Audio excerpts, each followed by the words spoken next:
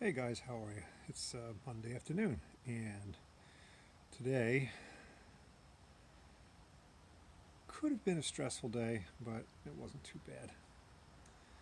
But over the weekend, as you know, I had to replace a whole sewer line, dig up 40 feet of pipe, and get that all replaced, and spend my government stimulus check for getting that all done, and that was kind of stressful, truth be told. Stressful things just pop up in life, and stress can lead to a lot of problems like heart issues and obesity and other secondary and tertiary effects that are easy to see, but stress is not. Stress is not easy to measure. Um, but on the other hand, it can be controlled through a variety of techniques. And one of them we've already learned, and that's that belly breathing we learned about from yoga. But it's only one thing because belly breathing is only going to control your breathing and it's going to help control your heart rate and help keep the blood pressure down a little bit. But that's only part of the equation. What about all the electrochemical stuff going on, especially the chemical reactions? You know, the other day we talked about my yoga friend and how to deal with those memories of stressful or traumatic situations. Well, here's another one, and this one I learned during this flight mission. That's why I'm wearing my hard hat from Lockheed, because um, the first flight mission that I was leading was a grand success.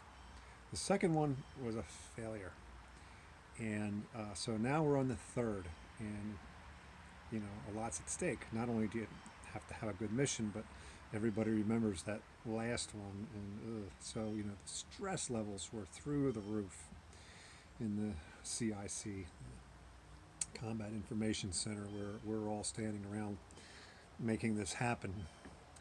And so, you know, we're all doing our job, and my Japanese uh, sponsor, I guess I'll call him, partner, says, "Look at the captain. Watch him. How do you think he deals with stress?" I don't know, Tanabe-san. How does he deal with stress? He said he tightens his asshole.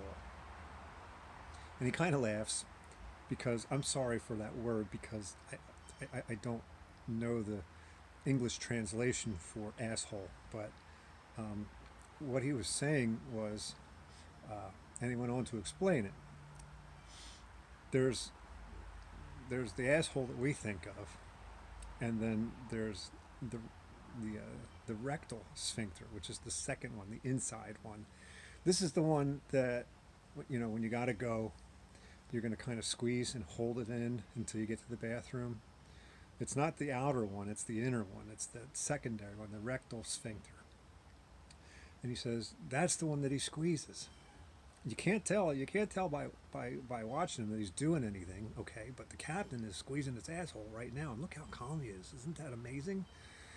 So I'm like, all right, Tanabe-san, tell me more. Like, what is this all about, squeezing the asshole, and how does that work? So he goes on to explain. He says, so the Japanese master that I have that I had when I was a little boy, and his name was Tempu Nakamura, um, was the Japanese man who brought Indian yoga to Japan back in the late 19th, early 20th century.